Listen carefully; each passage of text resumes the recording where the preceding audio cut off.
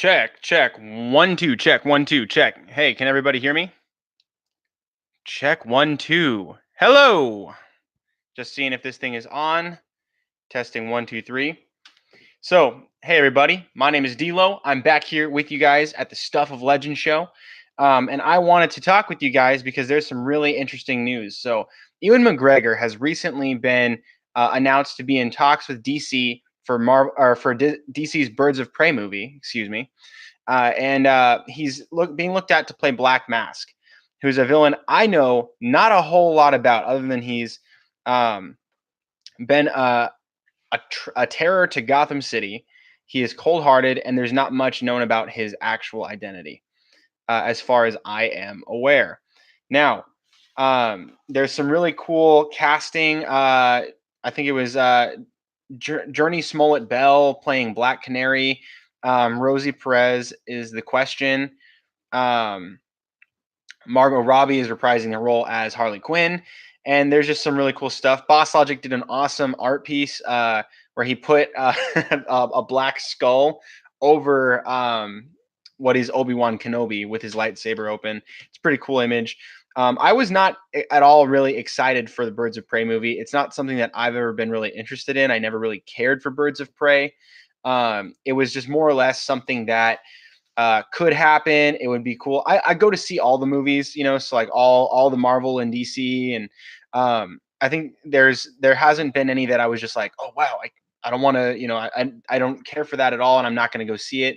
Very rare. The only ones I haven't seen are Deadpool, and there's reasons for that.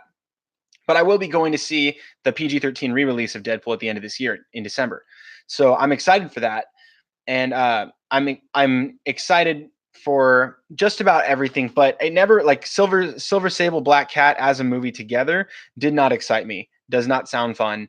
I didn't really want to go see it. But if they do it separate, if they do it, like where it's not Silver Sable and Black Cat, I could maybe, like, you might be able to sell me with the trailer. And they might be able to sell me with Birds of Prey. But now that there's talk where Ewan McGregor is probably playing Black Mask, that to me is exciting. I think that would be really fun. And part of the reason for this, my wife disagrees with me. One of my best friends disagrees with me. But Ewan McGregor has pretty much, as far as I'm aware, I haven't seen a lot of movies with Ewan McGregor, just most of the Star Wars stuff. I've seen him in Moulin Rouge. I've seen him in what was it? Was it Big Fish? I can't remember which one it was, but there was a he most for the most part plays a really sweet dude. Also Christopher Robin. He plays a good guy, but it would be very interesting for me to see him play someone that is sinister, cold-hearted, a killer, like someone that is dark, like truly dark. Be very interesting to see him turn the tables and actually get to step outside of his normal typecast and get a chance to play someone like Black Mask.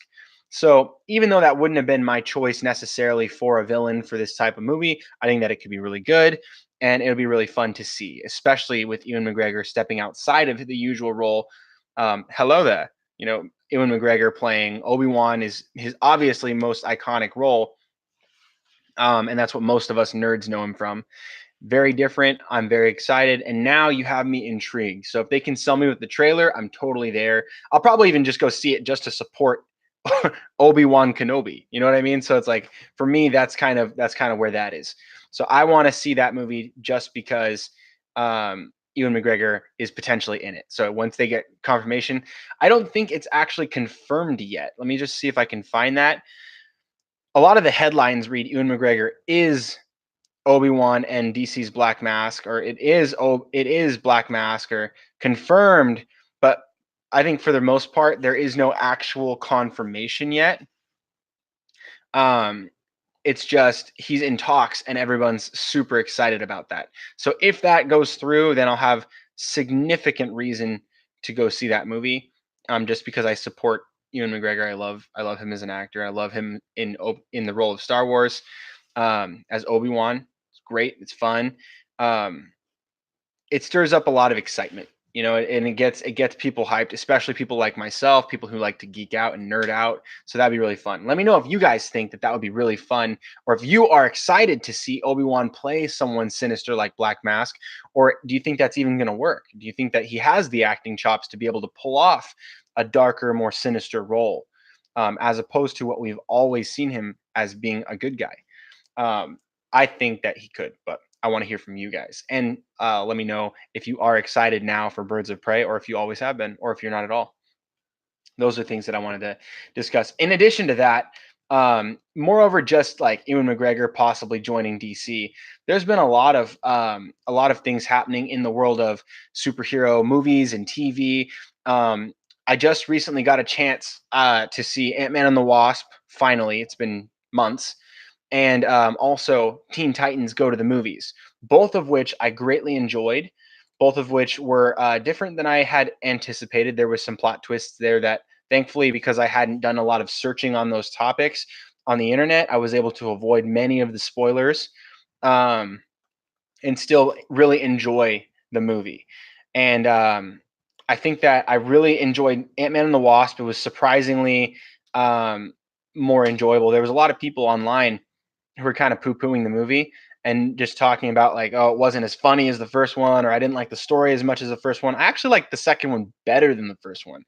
Um, Mostly, I think, because there was a lot more happening in the way of using your powers, using the different power sets, and I like the villain Ghost much more than I like the villain in the first one. The first one was very generic, which I don't mind. I honestly don't mind. But if you do that for Iron Man 1, then you do that for him, it's like, okay, like, it's a little tired. Like, let's change it up. And I really did like, Ghost, and I liked what they did with the different technologies that Pym was able to develop for the storyline. In case you guys haven't seen it, I won't get into too many spoilers.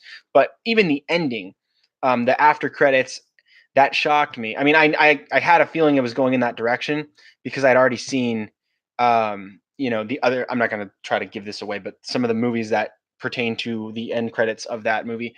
Um, it was a pleasant surprise. I really enjoyed that, and I enjoyed how that reinforced my appreciation for some of the other Marvel movies and what is to come.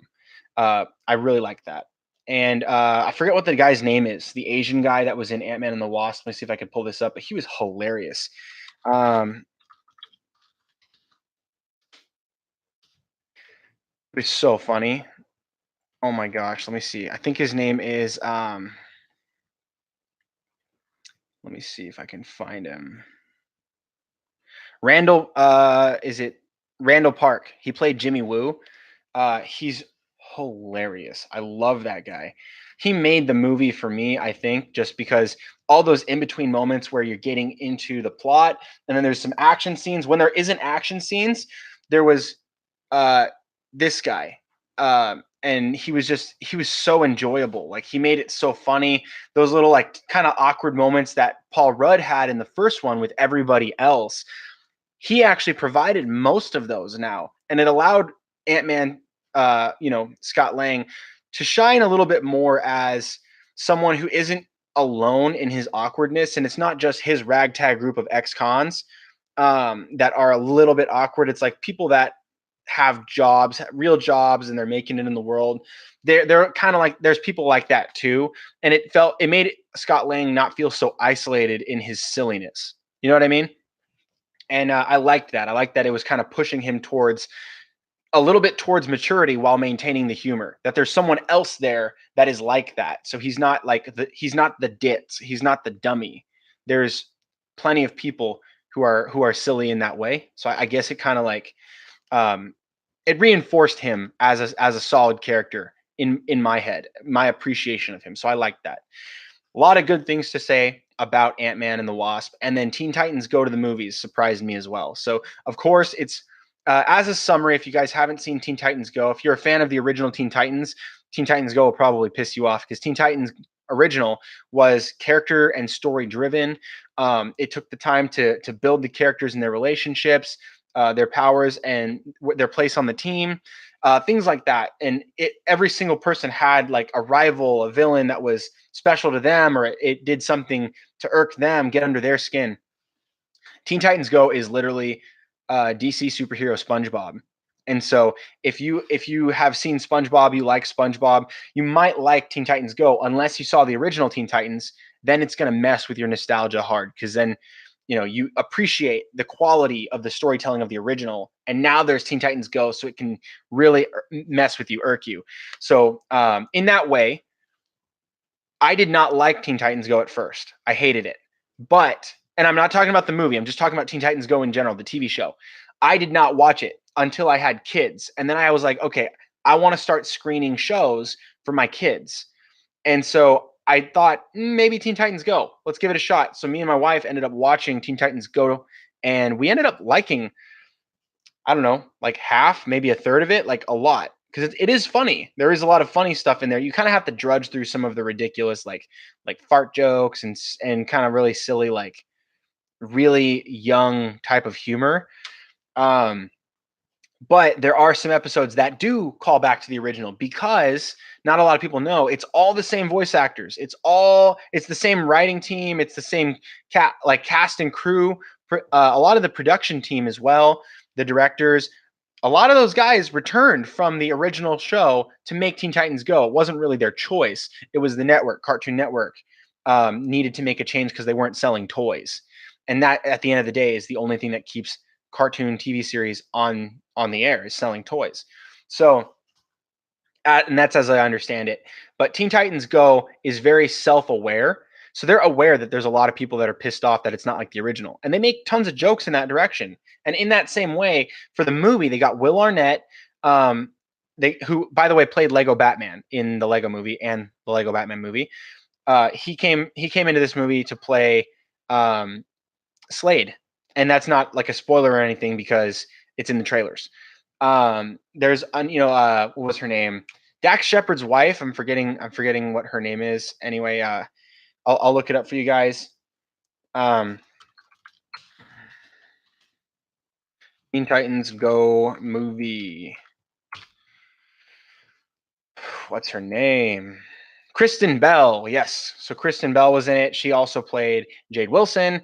There's a lot of really cool things that happen with casting. Casting was very special in this movie. They had a lot of cool cameos. Nicolas Cage played Superman. They had Little Yachty playing Green Lantern. They had Halsey playing Wonder Woman. There was a lot of fun in this movie, and some very special cameos.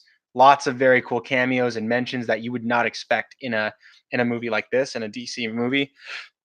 A lot of cool stuff that's in there for the adults, for the parents who are taking their kids to watch these movies. And that's one of the things that I've really loved. I've never been disappointed with a DC animated movie, ever.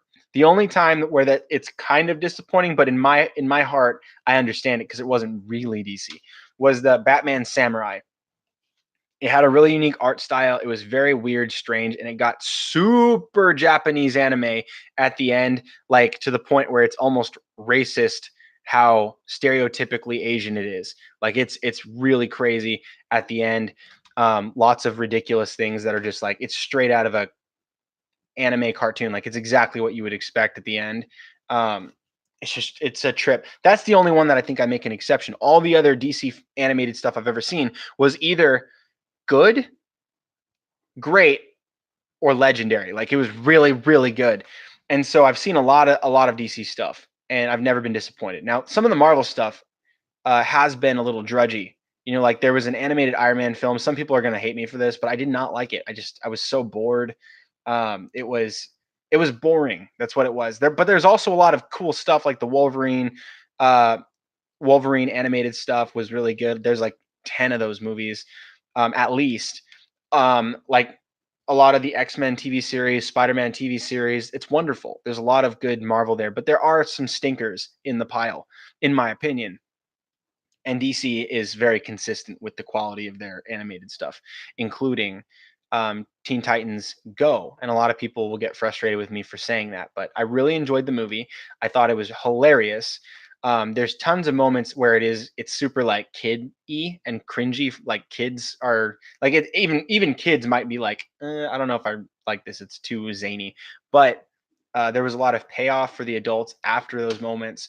A lot of really silly but fun things that did take place. There is a degree of like spoilers, I guess, because I mean it's kind of like taking the punchline, telling you the punchline, then giving you the joke. I don't want to do that because if you guys do end up going to see Teen Titans Go, which is fun, it's funny. I would recommend go to see it. You don't have to like spend a lot of money. Maybe just rent it at a Redbox or something. But it's good. It's fun.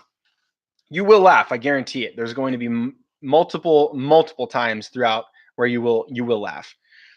It's really good. Will Arnett's an excellent comedian. Kristen Bell's hilarious, and the cast of Teen Titans and Teen Titans Go did a magnificent job. So yeah, I think that's basically all I was gonna say about that. I enjoyed that. I enjoyed Ant-Man and the Wasp, and I saw Venom for the second time, which was amazing.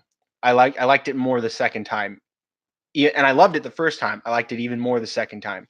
Um, I don't I don't get what people are like. I understand why critics might not like it because it's not really a movie for the masses. It's a movie for like comic book fans. It's a movie for like people who get it, people who can just jump on board and be like, "Yep, alien symbiote came to Earth. Okay, we don't need all that backstory. Let's just get to the story. Like let's get to it." So I get it why it got a low critical score, but I also understand, and I'm part of the group that's like, "Yeah, this movie was amazing. Audience score should be 90. It is up there in the 90s, or I think it's like 89 or something like that, but basically 90."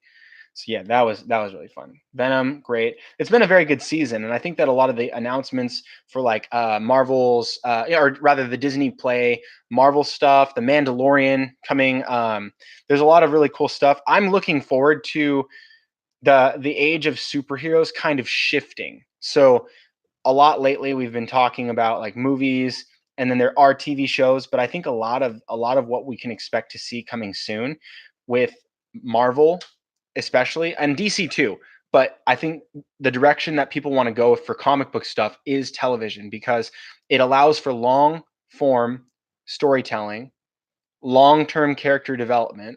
I mean, you can really dig into the meat of what makes somebody tick, what the relationships are between, like say Robin and Starfire, or like if you want to get between on the Marvel side, you could talk about Loki and his brother, or Loki and like I forget what her name is, not Enchantress, but there's another one. Enchantress is uh, DC, but there's it's one of those people like Sorceress or whatever it is. The Loki coming back to Disney streaming service, and then also Scarlet Witch. That's very promising news. But Scarlet Witch coming to TV has brought up a lot of questions in my mind as to what is this going to involve the X-Men when they adapt the X-Men into the Marvel Cinematic Universe. Is it actually going to be cinematic, or is it going to be television? Are they going to make it part of the streaming service and tell more TV based stories, like how they're doing with The Gifted and how they did with Legion, and like all those X-Men TV series? X-Men is told best in long form storytelling. I firmly believe this. I'm actually currently making a video which is essentially a concept idea for an X-Men TV show. So let me know down in the comments if that's something that you guys want me to, like really dig into. I have like the gist of it, like a nutshell version, but I could go in depth because I've been writing a lot of concept stories for this type of TV show. So let me know if that's something you guys are interested in as well. And then yeah, I think that's basically it. Kevin Feige wants the MCU TV shows to be more comic book than even the movies have gotten into. Because with a movie, you have to have a start, middle, and end. You have to have some sort of a short term journey. But with TV series, you can expound upon a single journey and tell the deep stories. This is one of the reasons why Avatar: The Last Airbender was one of the greatest TV shows, animated TV shows of all time, and the movie sucked, is because they skipped the journey. They tried to beginning, middle, end it in a couple hours. You can't do that. And so when the premise that you're trying to start out with is a long form storytell with beginning, middle, end, with not just beginning, middle, end, but there's a long journey. Every single episode is these short snippets out of a much bigger journey, and you have both in mind. You have the long term and you have the short term. You have new relationships being built, and these individuals growing into new roles on the team, and learning new skills, and being able to help carry their weight, but protect others and defend others and that kind of stuff. It's great for that. So that's one of the reasons why, especially Avatar: The Last Airbender will, I think, succeed on Netflix, because they can take long form storytelling and they can get into much more detail and depth in a live format. There's a whole different it's a whole different medium of storytelling, but you also have the same you can generate the same amount of time if you take your time. So as long as they don't rush it and try to do book one in season one, they should do a portion of book one in the first season of Avatar. And just, I think if they do that, then they'll be able to tell those stories in a almost, they might even be able to succeed even more than the animated TV series. I'm not saying that they will. I'm saying that you have the potential if you take your time with these things. You can expound upon journeys that happen between the journeys that we saw in the animated series. So I think that would be very beneficial, and I think they should do X-Men in the exact same format. I think that it should be long form storytelling, and I think they should really get back to the classics. I think they should get back to the first 5 X-Men and Professor X. They should get back to Magneto starting the Brotherhood of Mutants, and it being that Magneto's not even a bad guy. He's a guy with a different worldview that has a different idea of what a better future looks like for his people and a different way to get there. And Professor X understanding that, and him understanding Professor X, but their disagreement causes these factions to build. And then there's the hatred of mutants by humans, and hatred of humans by mutants. It's so complex, but it's so also relevant to human nature. We fear what we do not understand. And it's such a good story. I think that's one of the reasons why the X-Men was one of the most famous comic books of all time. And I think that it would be very good to get that storytelling in long form. You don't have to do movies unless you're going to cross over or have some sort of a mega event where you can take like the long form journey of the X-Men after 1 or 2 seasons, and you can cross them over, or even just pull characters and plant them into other people's movies, like have them accessible, but make their stories relevant to themselves. Like you can have them in the MCU without actually having them have movies. I think that's one of the cool things about like Daredevil and Punisher, and a lot of the Netflix series, which we know that Luke Cage and Iron Fist have been canceled, but that doesn't necessarily mean they're out. We know that they're not out because we've already been told that they're going to appear in other things. So like they'll appear in potentially, if they do another Daredevil, they'll do another Daredevil. If they do it in, like Jessica Jones season 3, we'll probably get Luke Cage in there. If they decide to do Heroes for Hire or Power Man and Iron Fist, something like that, that would be really cool. We can get those guys in those types of shows, even if it's a combined show. So you have co-stars of Luke Cage and Iron Fist. That's, I think, what the people want. I think we want more comic book in our comic book shows. I think that would be really great. So yeah, I don't know. Those are my thoughts there. I think we talked about a lot today. I don't want to have this drag on too far for you guys, but I think I will expound upon my X-Men live action TV series concepts, and I'll share those with you guys, and we can bounce ideas back and forth, because I know what I would want in an X-Men TV series, and I'll lay that out for you guys. But I also want to hear what you guys want. I want to know why you want those things as well. What about the X-Men was important to you guys? For me, I think what's important, or rather what's not important, is focusing on one character, namely Wolverine. I like Wolverine a lot, but we don't need a Wolverine TV show. In fact, I would be disappointed if Marvel recast Wolverine immediately. I would hope that they would drag it out a little bit, give us an X-Men where it's the first 5, and then they start to bring in one mutant every like handful of episodes, maybe every 4 or 5 episodes or something like that, or even every episode. We could have a good guy one episode show up, and then a new bad guy, another mutant show up that takes the side of, say, like the Brotherhood. So you have mutants popping up left and right. It's becoming more and more prevalent. They're having to deal with these things, reach out to their community, protect these guys, but also keep them from harming the humans. And then, like there's all kinds of conflict that could come out of that for both good and evil. It'd be so fun. I love that kind of storytelling. So let's talk about that. So I think that's how I'll end this video, but thank you guys so much for watching. Thank you so much for tuning in. Please like and share and subscribe if you haven't, and also make sure to turn on notifications so you can be alerted when I go live next time, so you can take part in these videos, drop your comments. We can have a conversation in the chat, and you'll be part of this video essentially. Thank you guys so much for watching. Stay tuned for more right here on The Stuff of Legend. Yeah. Dun, dun, dun, dun, dun.